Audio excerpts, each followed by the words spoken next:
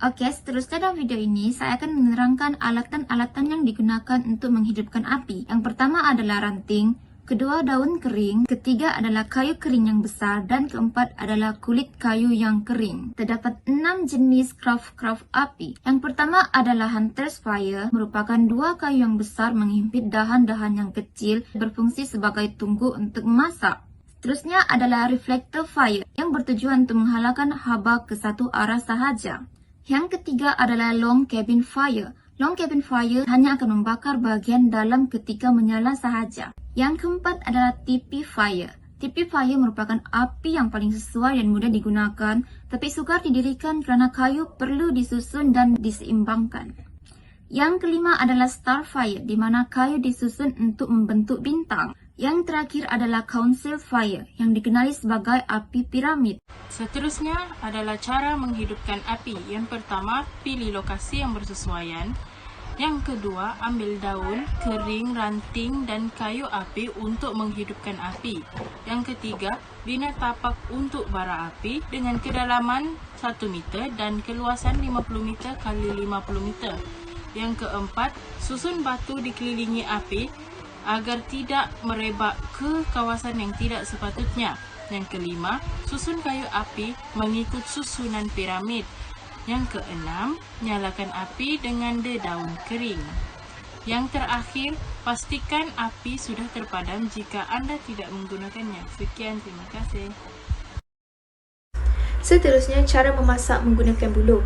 Penggunaan buluh terutama dalam aktiviti ikhtiar hidup di hutan sangat penting kerana dapat digunakan untuk membina gadget dan memasak di dalamnya. Jadi berikut merupakan langkah-langkah untuk memasak nasi di dalam buluh. Jadi langkah yang pertama, cari buluh lemang dan potong lebih kurang 450 mm serta bersihkannya dan cari daun pisang sebagai alas. Langkah yang kedua, basuh seperti biasa beras kemudian masukkan dalam daun pisang serta lerikkannya seperti berikut. Dan langkah yang ketiga, masukkan daun yang diisi dengan beras ke dalam batang buluh seperti yang berikut. Langkah seterusnya, letakkan buluh yang berisi nasi di atas bara api yang telah ditongkatkan dengan batang besi. Langkah kelima, pastikan buluh bertukar menjadi warna kecoklatan dan masukkan air semasa proses memasak dilakukan.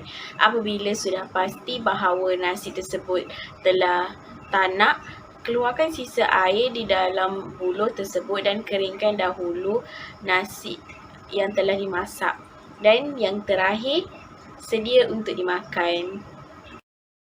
Pemilihan tapak perkhemahan terdiri daripada 4 perkara utama. Antaranya adalah sumber asas, perhubungan, denai binatang dan juga arah kiblat.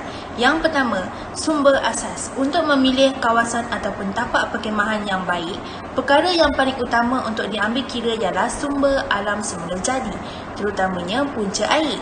Punca air adalah sangat penting untuk kita memasak, minum dan sebagainya. Kemudian adalah perhubungan. Kawasan yang anda pilih haruslah sekurang-kurangnya mempunyai cara untuk berhubung dengan orang di luar kawasan perkhemahan seperti jalan raya, telefon awam dan sebagainya. Hal ini untuk memudahkan anda untuk mendapatkan bantuan segera jika kita perlukan. Seterusnya, denai binatang. Di sini bermaksud jangan sesekali kita mendirikan kemah di kawasan denai binatang. Hal ini kerana dikuatiri kemah anda akan menjadi mangsa rempuhan binatang yang menggunakan denai tersebut. Dan akhirnya ialah arah kiblat. Tibanya di suatu lokasi yang sesuai, yang perlu diperhatikan adalah di mana arah kiblat daripada kawasan tersebut dan mewujudkan satu lokasi untuk menunaikan solat. Sekiranya ada orang yang ingin mendirikan solat di tempat itu, dia tidak akan menghadap apa-apa aktiviti manusia. Saya Nisa dan saya akan menerangkan cara mendirikan kemah A dan dinding. Pertama, kedua-dua jenis kemah ini menggunakan 2 batang tiang dan 1 batang kayu bumbung. Kita harus memotong kayu atau buluh dalam ukuran 1.2 sehingga 1.5 meter untuk tiang kemah. Seterusnya, tanamkan kedua-dua tiang itu dan ikatkan kayu bumbung dengan ikatan seraya. Seterusnya, cara mendirikan kemah bentuk ridge pula, pancangkan keempat-empat penjuru dengan tegang, pasangkan semua tiang dan besi bumbung kemah.